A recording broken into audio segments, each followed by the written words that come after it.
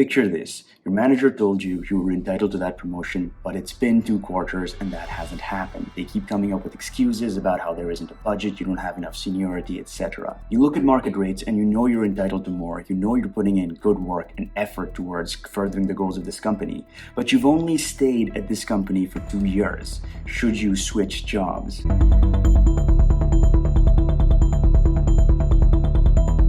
You should be more comfortable about dropping the hammer and switching over to another job for a whole host of reasons. The first of which is obviously the compensation bump. So you do a bit of digging, you do a bit of research. Maybe you talk to colleagues, maybe you do some research on the internet, maybe you look up numbers on Levels FYI, and you find out that your compensation is actually in the middle of the compensation band for your current position.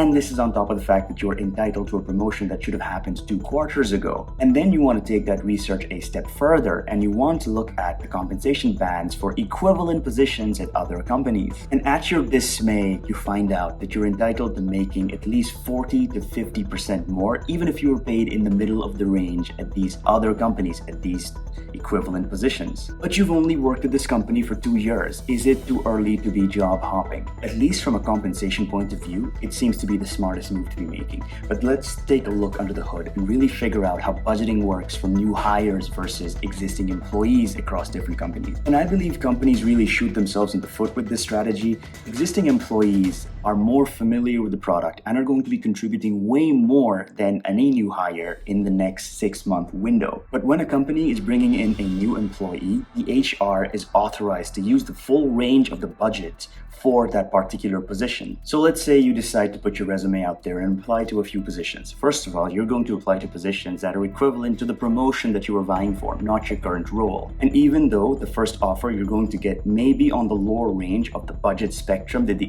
HR is authorized to offer you, you can negotiate the pay for that position all the way up to the very higher bounds of that range. So from a compensation point of view, waiting for that promotion and maybe making 7 to 10% bump in pay is going to be dwarfed by the 40 to 50% or even greater pay bump that you can be getting if you make a lateral move to another company. And the cherry on top of that strategy, when you bring this news about an external offer to the same manager, they are going to offer you that promotion on the spot. So you go ahead and accept that external offer. Congratulations, you've made a significant pay bump. Maybe you go out to dinner with friends and celebrate. But then you start hatching an idea. If you can do this once, can't you do this again? What if you job hopped every 2 years? Could you play the compensation game and actually win at this rat race? Well, yes and no.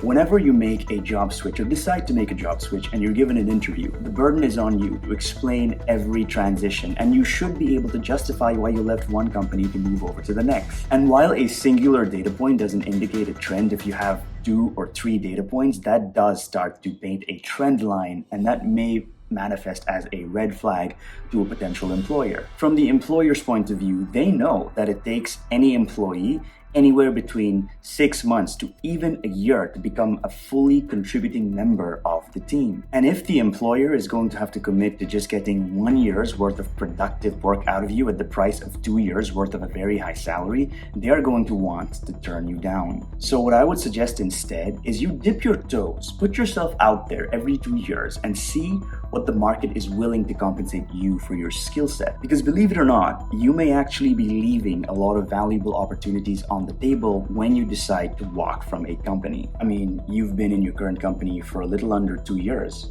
You're already starting to see where this is going, right? As you start to complete more and more complex projects, your company is going to start taking notice of you, and they're going to trust you with bigger and more complex projects. And these projects tend to come with a much higher visibility within the company. And not only will these more complex projects teach you a lot in terms of burnishing your technical skill set, but it will also open up a lot of opportunities in management that may not otherwise be available to you if you're looking externally. But at the end of the day, job hopping really is a reflection of how employers tend to think of their employees as dispensable. Because loyalty is a two-way street.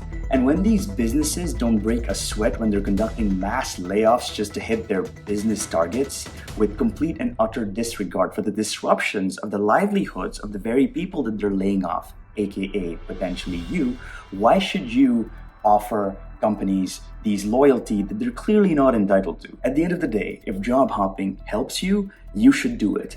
Whether or not it affects the company negatively should not even be on your radar. But you have to be your own advocate in this matter. You have to ask yourself, why am I really switching jobs? What am I leaving behind on the table? What do I really want from my next role? Is it just this compensation bump? And it's fine if it's just a compensation bump, but you have to accept the reality that a compensation bump may come with a degradation in the work-life balance that you're used to. Where does the job hop that you're about to make play in to your 5-year plan? For example, if you're planning on starting your own company, maybe working at a startup that doesn't pay you as much money will give you the exposure and knowledge you need to set up your app from scratch and to be able to think about what it takes to be interfacing with investors and to be preparing a pitch deck. So as long as the job hop that you're thinking about falls in line with your 5-year plan, you should go ahead and do it. That's all, folks. Thank you for watching. I will see you in the next video.